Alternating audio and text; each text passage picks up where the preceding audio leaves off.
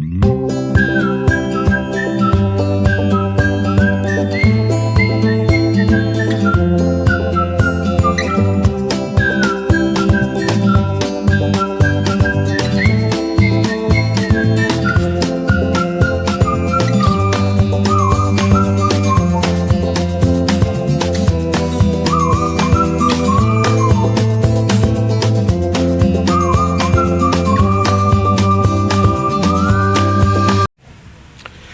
friends and neighbors, and welcome back to my channel. To all of my 14 subscribers, I really do appreciate you guys. I could buy a beer for all of my subscribers and still go home with extra money in my pocket. Anyway, we just had a big election in the US, and this is not a political channel. But, I'm seeing a lot of people melting down. I don't know, on the internet. It's like I'm watching these, Kamala supporters absolutely having fits, and I'm wondering why, when Biden was elected, there weren't a lot of Trump supporters having fits. I just didn't see it. But anyway, I wanted to give an unbiased analysis of what the hell just happened in my country. And I can say unbiased because I'm what they call an independent, moderate conservative. Now, to put that in perspective, that means that I grew up in a Christian household. I'm a person of faith. I believe in God. I believe in Christ. But I believe in live and let live. Do what you want. I'm not here to judge you. And one of the things I've learned about 20 years in the Philippines is don't judge people. There's a lot of people here in the Philippines who are foreigners who are here for good reasons. They came here with noble intentions. They have businesses set up here. They have a life here. They have a wife and children here. And then there are also people who came here with, nefarious intentions. They came here because it was, easy to get sex or, whatever. But the thing I've learned is that I don't judge people. You are who you are. You be you, I will be me. And that's I think the way it works. I'm not a registered Republican. I've been like I said, I'm a business owner, and I believe in Christ, which for some reason automatically puts me slightly to the right side of the dial. But I'm not an extremist. I don't care what you have chained up in your bedroom. I don't do you, I'll do me. That's my philosophy when it pretty much comes to everything.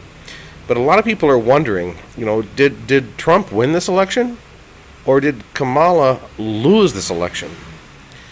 And I think that it's mostly that Kamala lost it, right?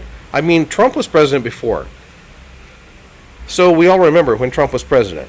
And all of those arguments that, Trump is Hitler. Trump is going to, kill 8 million Jews. Trump is going to Nazify the United States. And if you're a Trump supporter, you're a fascist and you're a Nazi. And, frankly, that was kind of ridiculous.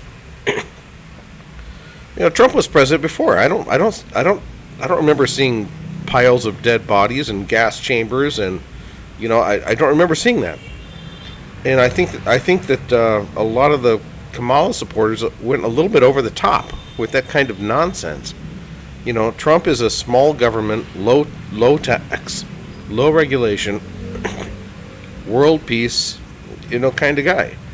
And I know that most of the liberals that I know, and actually the conservatives that I know that don't like Trump, hate his rhetoric.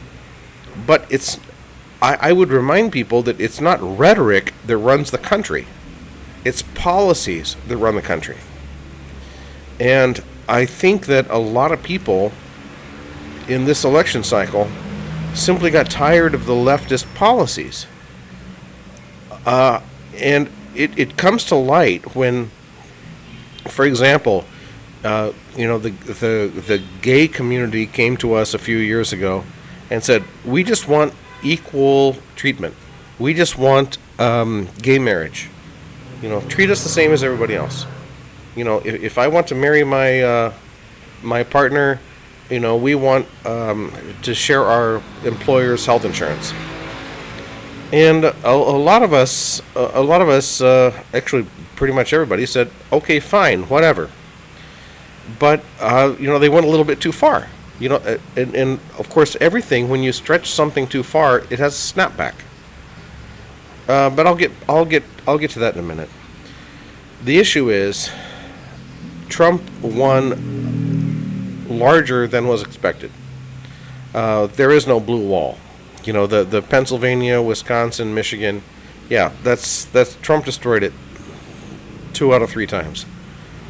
And that's just the facts of the matter. The problem is that America, for the most part, is a religious country. Most Americans fancy themselves as either religious or spiritual. As a matter of fact, Gallup came out with a poll that said 80% of Americans fancy themselves as religious or spiritual or both. Right? 80%. And the fact of the matter is, Kamala Harris ran a campaign based on 3 major issues that she championed: abortion, and more abortion.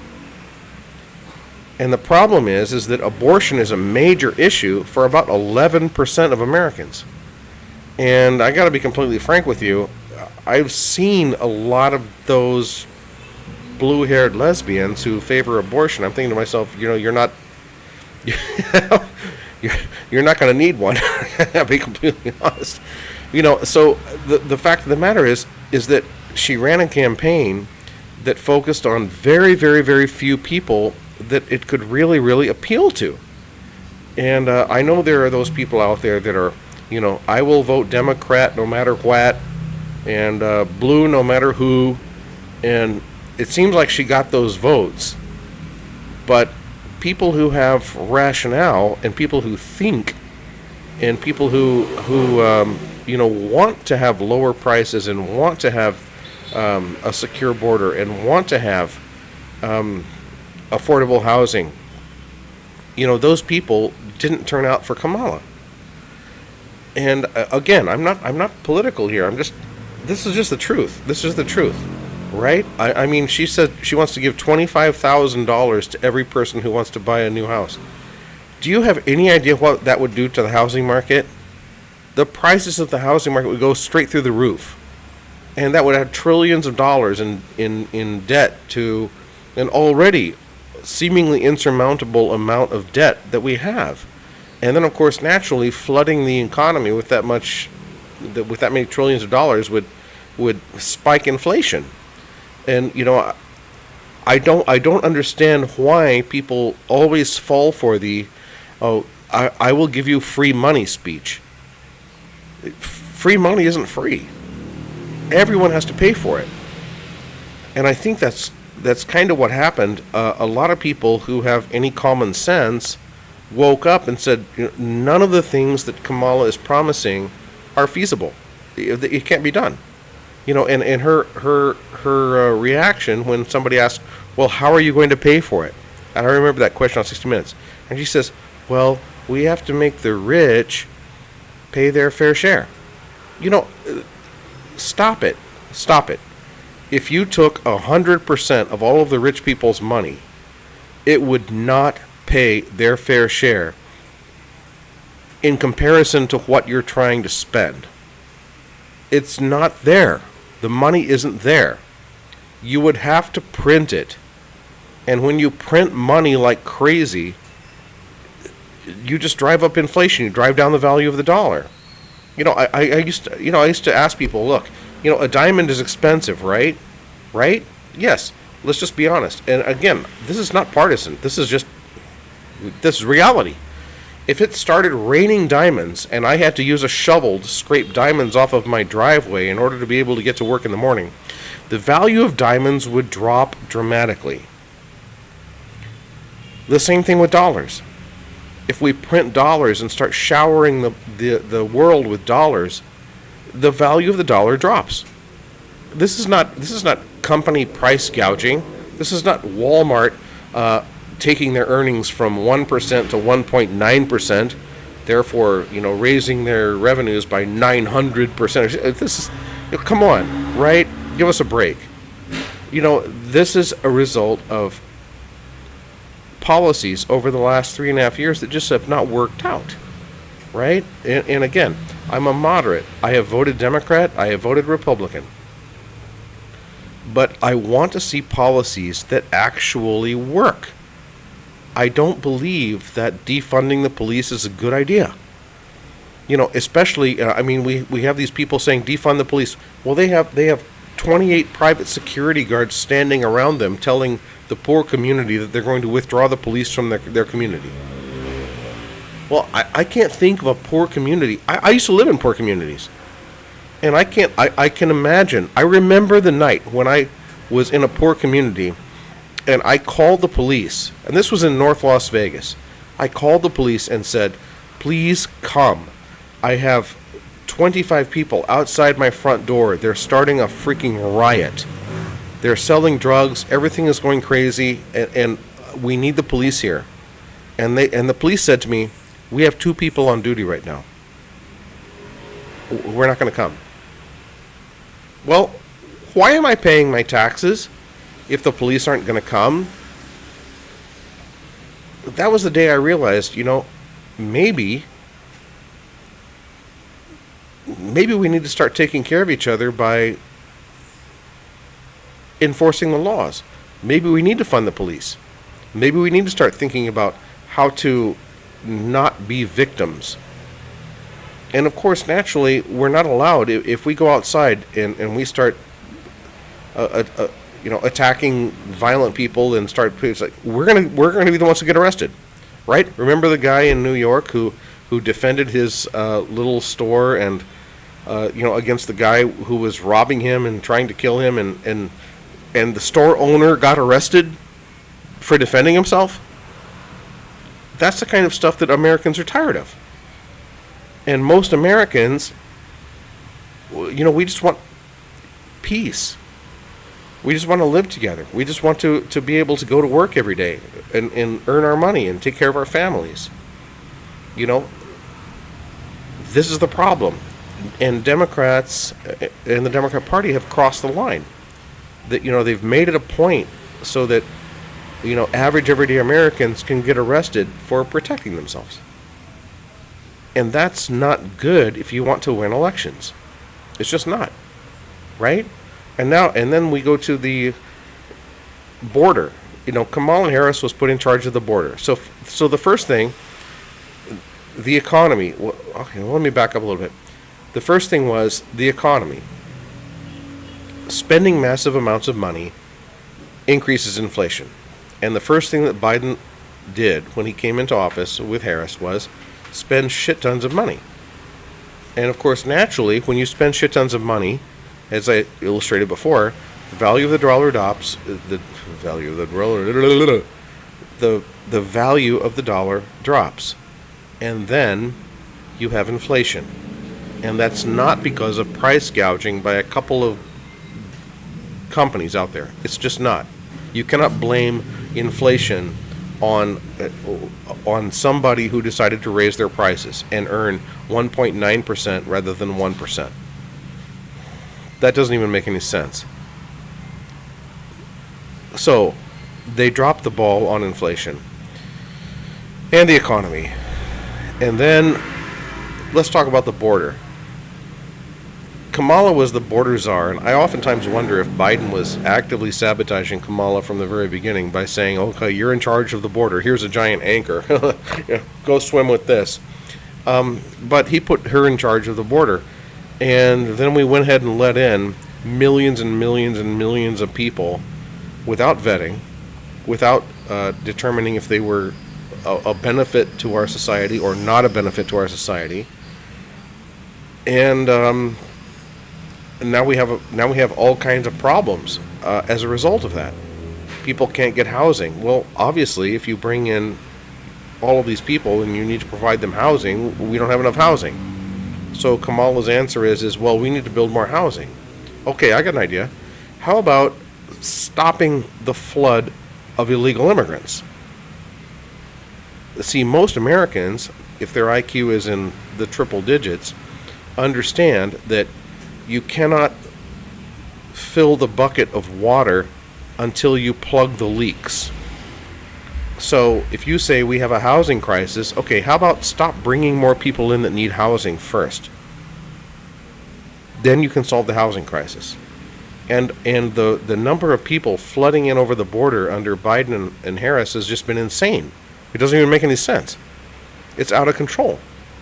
And their answer was a border bill, which they said, oh, Trump trashed the border bill. Well, a lot of people trashed the border bill, not just Trump, because why? It included more funding for Ukraine than it did for border security. You know, they have these bills that they push through Congress and they push through that have a great name on them, like Inflation Reduction Act, which does absolutely nothing to reduce inflation, or border security bill, which does absolutely next to nothing for border security. It's like they think we're stupid. It's like they want to push a bill through that says the Fluffy Bunny and Kitten Act, when it provides $10,000 for an animal shelter in Tucson, Arizona, and it includes $28 billion for a military project in Europe. And then they say if you don't support it, you hate bunnies and kittens. Stop it, okay? If you're a politician, stop it. Stop that nonsense. And then it goes from there to, the gay agenda.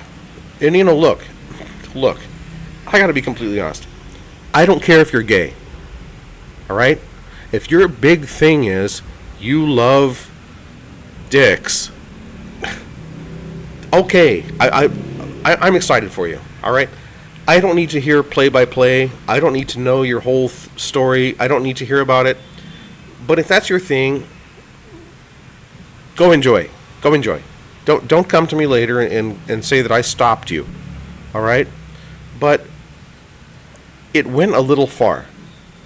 We were told that we needed to accept gay marriage. And there were a lot of people who said, no, marriage is between a man and a woman. Oh, I remember Barack Obama saying marriage is between a man and a woman. Right? Clinton, marriage is between a man and a woman. And today, we have gay pride being taught in schools. We have gay pornography in classrooms. We have gay pride flags flown over government buildings. I think we went a little bit too far. Right? I mean, again, if you like anal sex, I'm excited for you. 3 cheers and a banana for you. But do you have to push it down all of us? Do you have to push it down all of our throats? Seriously. I'm a Christian. I grew up in a Christian home. Do I have to fly my Christian flag over all of the embassies in all of the world? Do I have to hang my Christian flag in classrooms nationwide? No, because my agenda is not universally accepted. I'm sorry. That's just the truth of the matter. And I have to wake up to that fact if I want to be serious about life and understand how realities are. Okay? And that's fine. But the gay agenda is something that most Americans can't bite off and chew. I mean, we have transgenders in women's sports. And what are they doing? They're injuring women and winning first place when otherwise they couldn't have. And most Americans don't like that. I'm not going to go to a women's sports match where we've got, all transgenders fighting against all transgenders. That would be called a men's sports match. So why would I want to go there? It seems like we've just destroyed women. Where are women's sports? If we let men participate in women's sports, it's not women's sports anymore.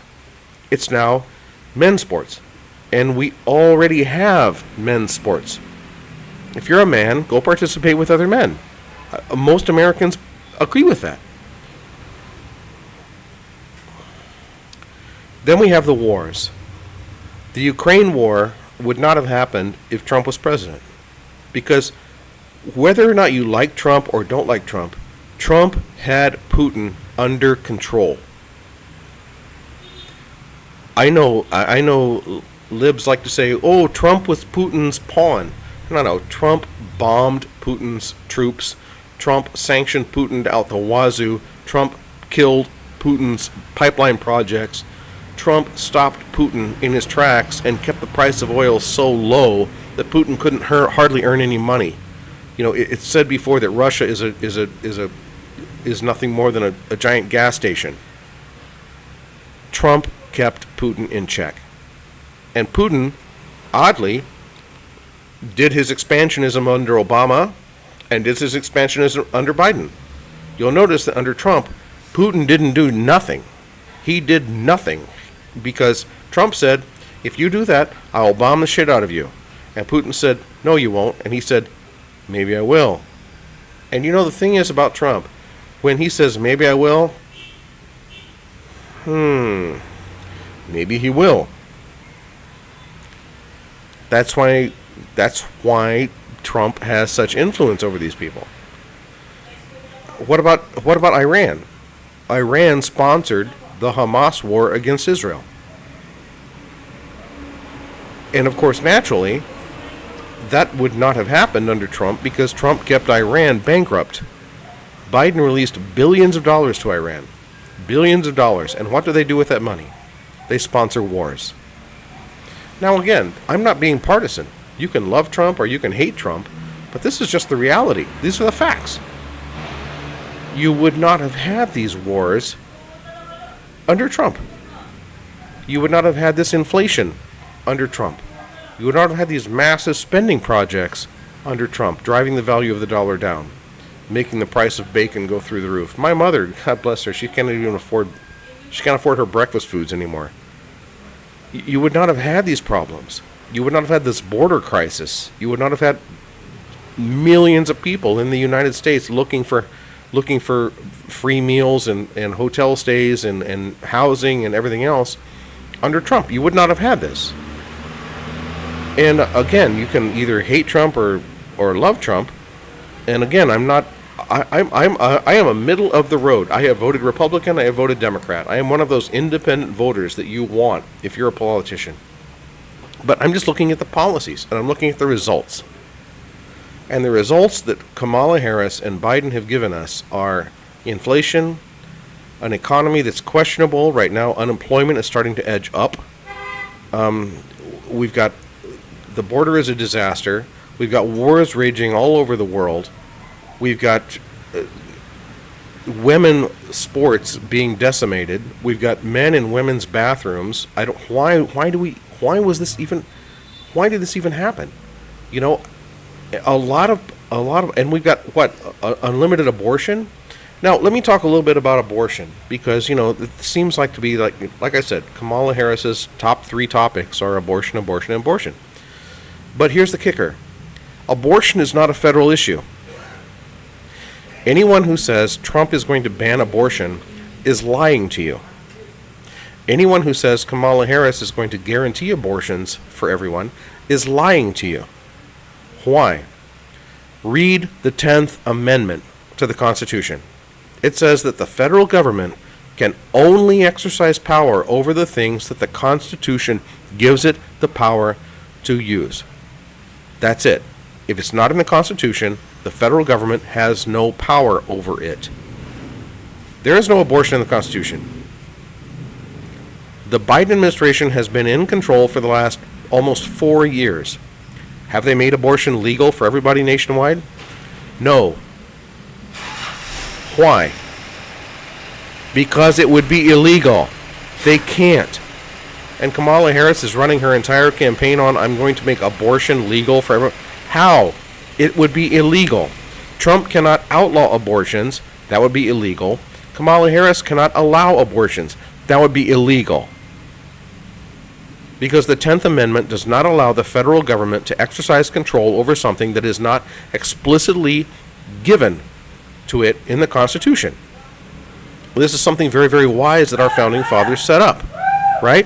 Now, here's the kicker. How do you get a constitutional amendment? You have to have a national consensus. And in this situation, we don't have a national consensus when it comes to abortion. We just don't. There are a lot of people who don't think abortion should be legal. There are a lot of people who do think abortion should be legal. And then there are so many shades of gray in between. Abortion should be during the first trimester. Abortion should be legal up until the moment of birth. Abortion should be not legal at all. Abortion should be legal only in cases of rape, incest, or life of the mother. There are so many shades of gray that are going on in that issue. And what do you have to do in order to get a constitutional amendment?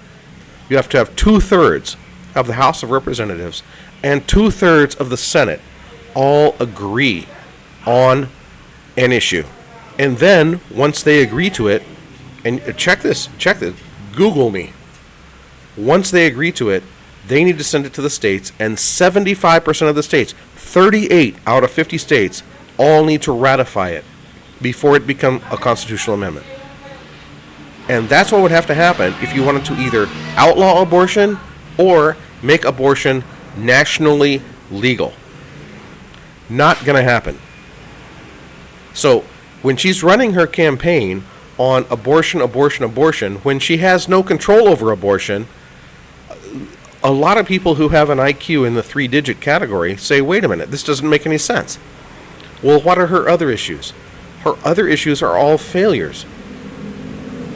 Do you want more illegal immigrants in your neighborhood? Do you want more inflation? Do you want more wars raging around the world? And again, these are common sense questions, and we have to sit and ask ourselves, why would we vote for what this administration has done to us for the last 4 years? And again, I'm not a Republican. I'm not a Republican. I'm a common sense, moderate, independent, mildly conservative guy. But I don't want any more of this.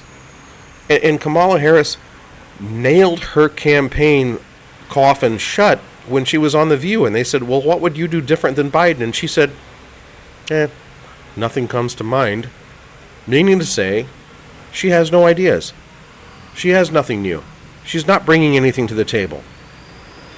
And that's why she lost the election. It wasn't misogyny or racism. You know, my wife is more brown than Kamala Harris. Am I a racist? No. I don't care what color you are. But I'm not going to vote for you because of what color you are. And I don't care what gender you are. And I'm not going to vote for you because of what gender you are. I'm going to vote for you if you appeal to me with a lot of common sense and you show me that your plan for the future is better than the other person's plan for the future.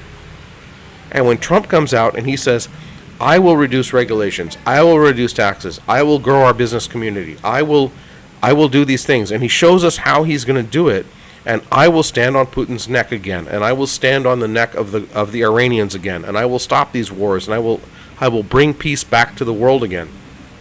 That means a lot. I will secure the border. I will stop this massive influx of illegal immigration, and we're going to send a lot of these people back home.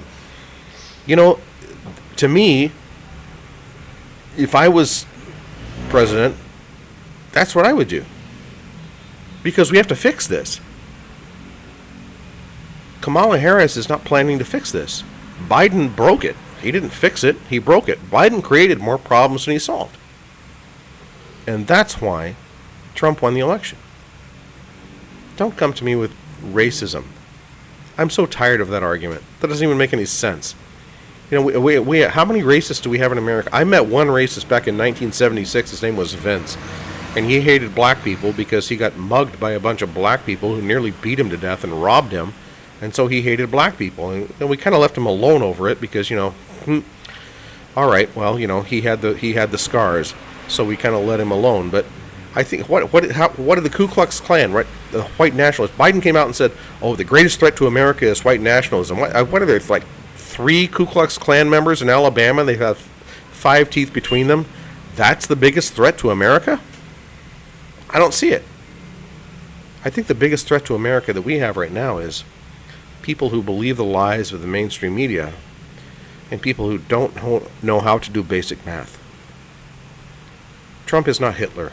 And when you call half of America fascists and Nazis, and you tell Christians who make up 80% of America, or at least the religious and spiritual people make up 80% of America, when you tell those people they're not welcome in your group, you're not on the way to winning an election.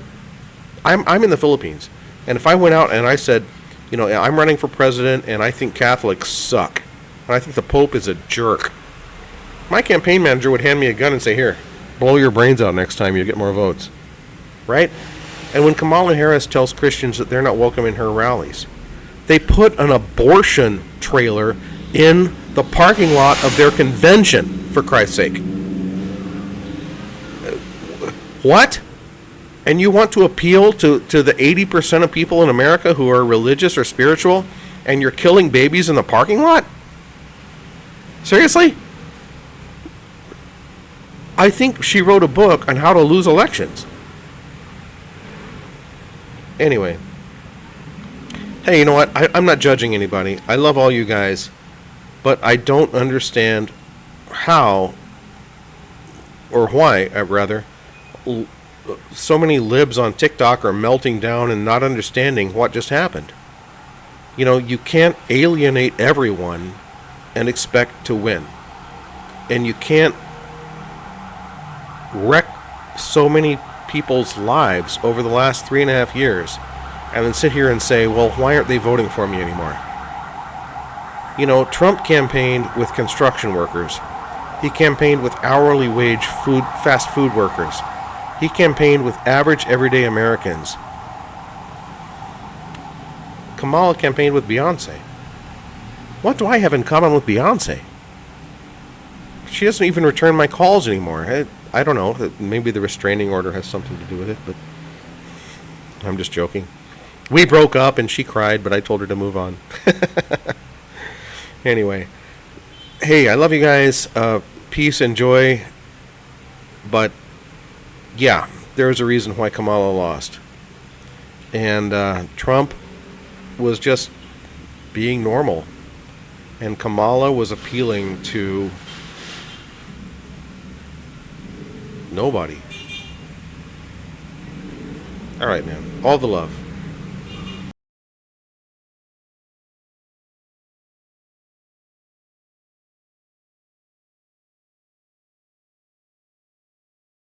Mm-hmm.